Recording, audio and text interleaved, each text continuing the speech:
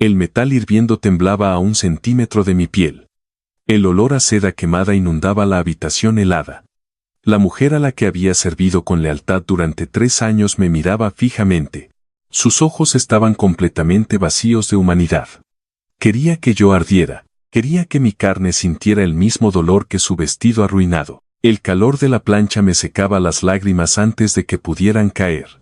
En ese instante, comprendí lo rápido que el dinero puede devorar el alma de una persona, pero también supe que el secreto que yo guardaba en el bolsillo de mi delantal estaba a punto de destruirla para siempre. Mi nombre es Elena. Durante los últimos 3 años, mi vida ha estado dividida entre 2 mundos que jamás deberían tocarse. Mi verdadero hogar está en Yalea, en un pequeño apartamento donde el calor de Miami se filtra por las ventanas viejas. Allí, el aire siempre huele a café recién colado y a las arepas que preparo cada madrugada. Es un lugar humilde, pero está lleno de las risas de mis 2 hijos, Mateo y Lucía. Ellos son mi respiración. Ellos son la única razón por la que me levanto a las 4 de la mañana todos los días. El otro mundo, el mundo donde vendo mi tiempo y mi sudor, está al otro lado del puente. La mansión de la familia Castillo en Star Island es una fortaleza de cristal y mármol blanco. Es una jaula de oro puro. Cuando cruzas las puertas de esa propiedad, el aire acondicionado es tan brutal que te congela los huesos. Es un frío artificial, diseñado para mantener a raya el sofocante clima de la Florida. Pero con el tiempo, me di cuenta de que ese frío también congela los corazones de quienes viven allí. El dueño de la mansión es Alejandro Castillo. Él es el heredero de un imperio de hoteles de lujo en todo el sur de la Florida. A pesar de sus miles de millones de dólares, Alejandro siempre fue un hombre decente. Él me saludaba por mi nombre. Me preguntaba por las calificaciones de Mateo en la escuela. Era un hombre que llevaba el poder con una tranquilidad asombrosa. Pero esta historia no es sobre Alejandro. Es sobre la mujer con la que estaba a punto de casarse. Valeria Montenegro. Cuando conocí a Valeria hace 3 años, ella era una persona completamente distinta. No venía de una familia de dinero. Había crecido en un barrio trabajador, luchando para pagar sus estudios. Alejandro se enamoró de ella precisamente por eso. Se enamoró de su compasión, de su sencillez, de la forma en que ella solía trabajar como voluntaria en los comedores comunitarios. En sus primeros meses en la mansión, Valeria solía entrar a la cocina y ayudarme a secar los platos. Me contaba sus miedos. Me decía que se sentía como una intrusa en ese mundo de multimillonarios.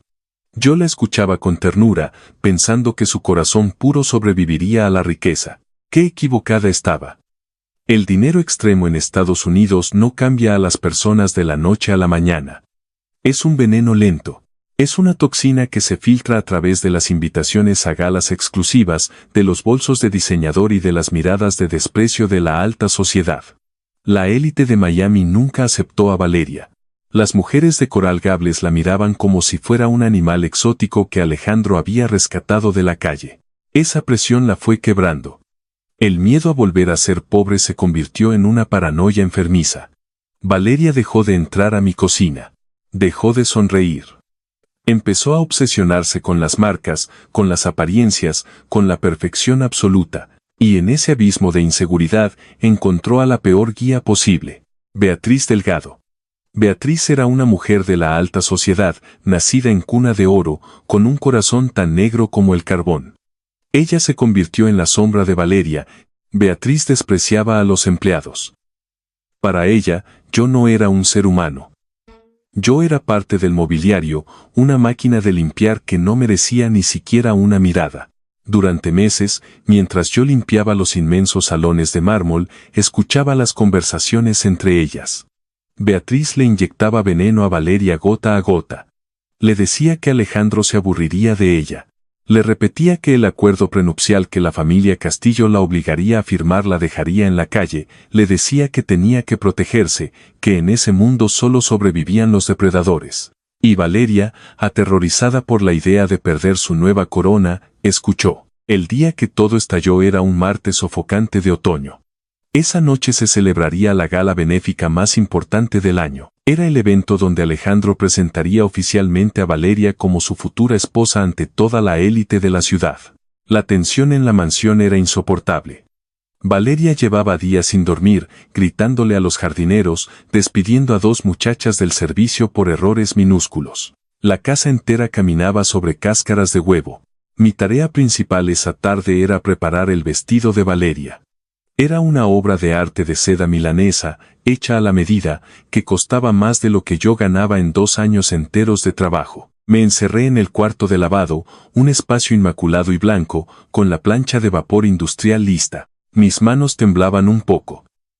Sabía que un solo error con esa tela significaría mi despido inmediato. Y yo no podía perder este trabajo. Al día siguiente era el recital de la escuela de mi hija Lucía. Ella necesitaba unos zapatos blancos especiales para su presentación. Costaban $35. Esa mañana, antes de salir de Hialeah, había revisado mi cuenta bancaria. Estaba en cero. Dependía de mi pago de esa tarde para poder comprarle los zapatos a mi niña. Mientras pasaba la plancha caliente sobre la delicada seda, mi mente viajó por un segundo a la sonrisa de Lucía. Pensé en lo mucho que ella se había esforzado ensayando su baile. Pensé en la promesa que le hice de que tendría sus zapatos brillantes. Fue solo un segundo. Una fracción de tiempo donde mi atención se desvió. La plancha de vapor se detuvo sobre un pliegue del vestido. El sonido cambió. Un siseo agudo y violento rompió el silencio del cuarto. Inmediatamente, un olor a azúcar quemada y productos químicos golpeó mi nariz. El pánico me paralizó el corazón. Levanté la plancha de un tirón.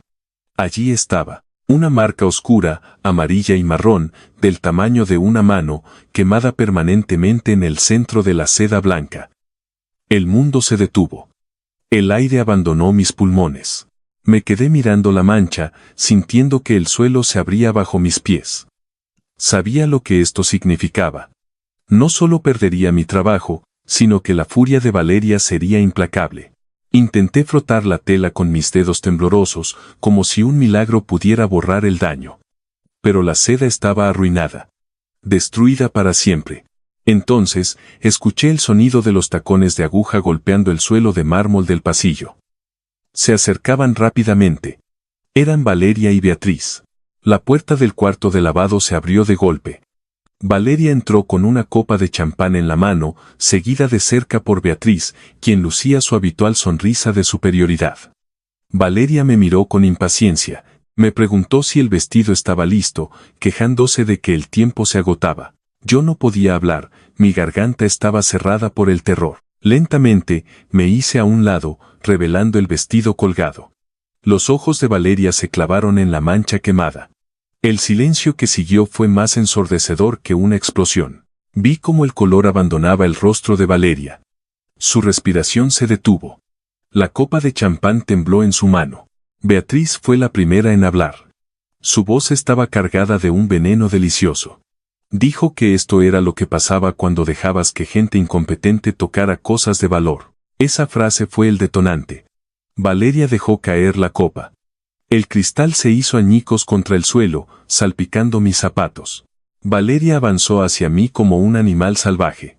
Su rostro, que alguna vez me pareció dulce, estaba contorsionado por una rabia demoníaca. Me gritó que si sabía lo que había hecho, me gritó que ese vestido valía más que mi miserable vida. Yo bajé la cabeza. Con voz temblorosa, le pedí perdón. Le supliqué que me perdonara, le expliqué que fue un accidente, que estaba pensando en mi hija. Pero mencionar a mi familia solo enfureció más a Beatriz. Beatriz se rió con desprecio y le dijo a Valeria que los empleados siempre usaban a sus hijos para dar lástima. Valeria perdió el último rastro de cordura que le quedaba. La presión de la gala, el miedo a la madre de Alejandro, la inseguridad de sus orígenes, todo se canalizó en un odio puro hacia mí. Se acercó tanto que pude sentir su respiración agitada en mi rostro. Me dijo que yo no era nadie. Que yo era basura. Que mi hija no importaba, que mi vida no importaba. Y entonces, hizo algo que me heló la sangre. Valeria agarró mi muñeca derecha con una fuerza brutal. Sus uñas largas y afiladas se clavaron en mi piel. Con su otra mano, tomó la plancha industrial que aún estaba encendida y humeante. El calor irradiaba hacia mi rostro. Beatriz observaba la escena con una fascinación macabra, sin hacer el menor intento de detenerla. Valeria acercó la plancha a mi brazo.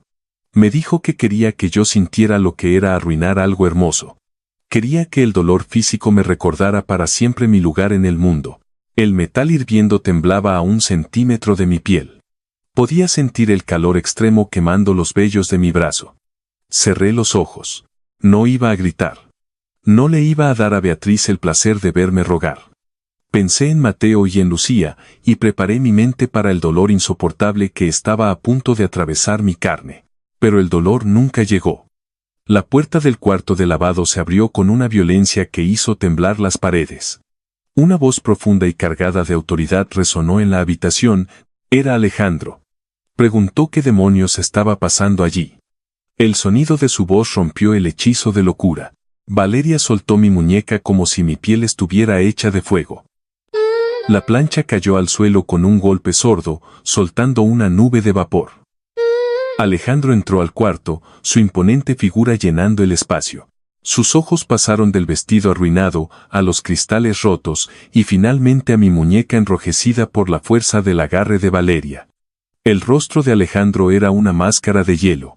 Valeria, en un acto de manipulación desesperada, comenzó a llorar de inmediato.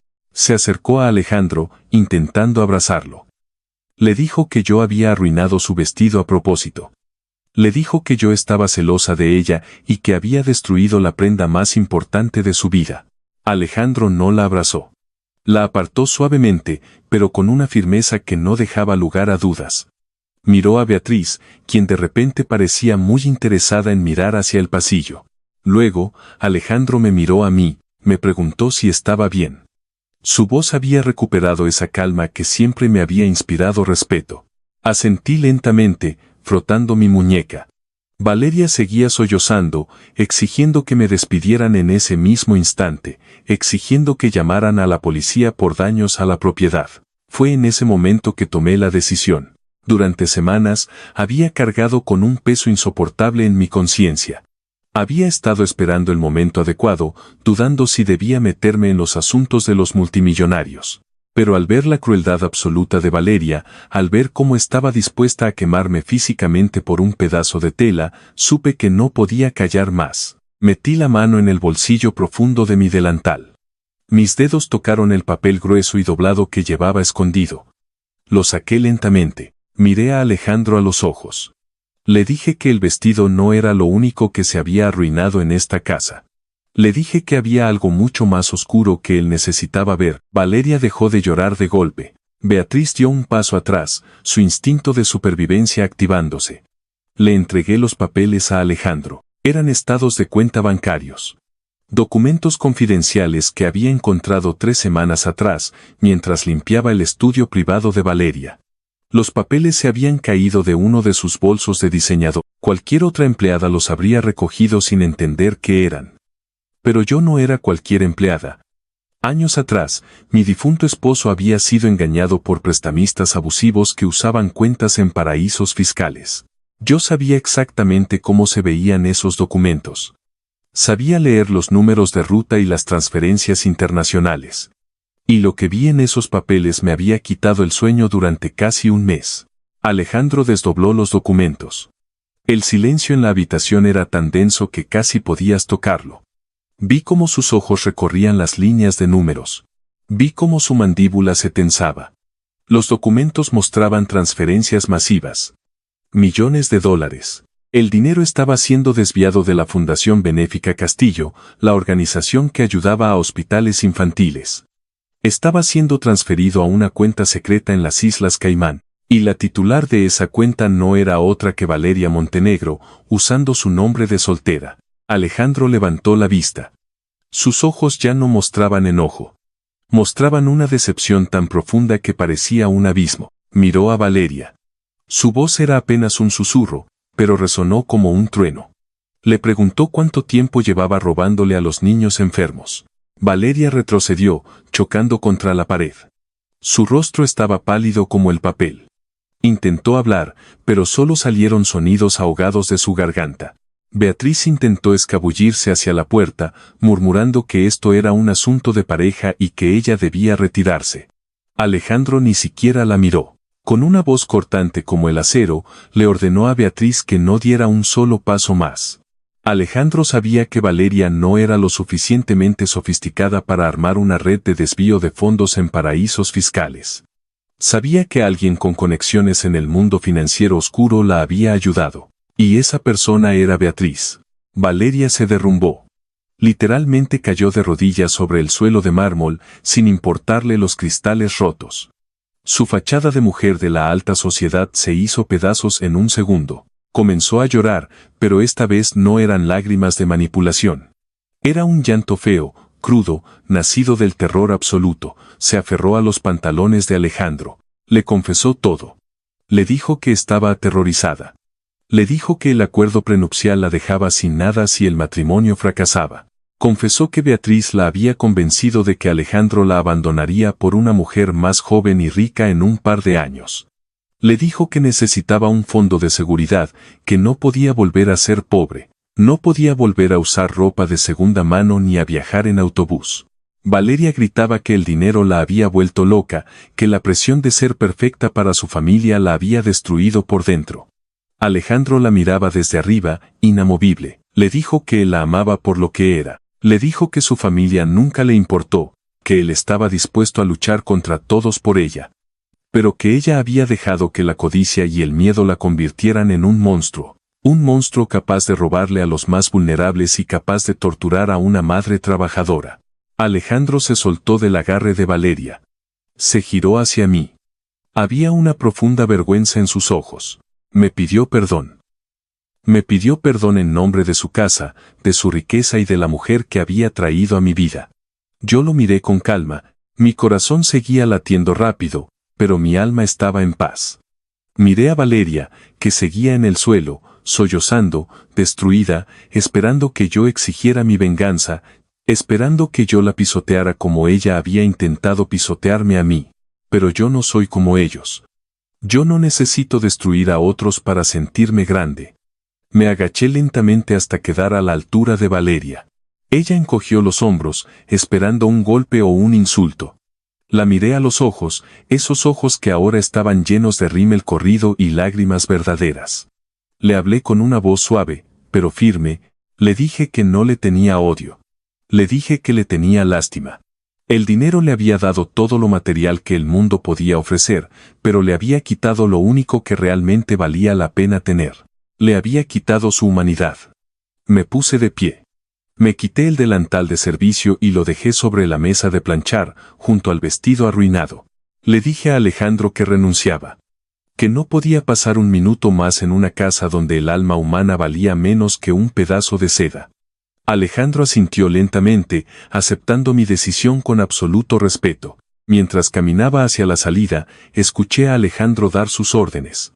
Canceló la boda de inmediato. Le dijo a Beatriz que si alguna vez volvía a pisar su propiedad o si intentaba contactar a Valeria, él usaría todo su poder para destruir a su familia y enviarla a una prisión federal. Salí de la mansión. El calor sofocante de Miami me golpeó el rostro, pero por primera vez en 3 años, se sintió como un abrazo.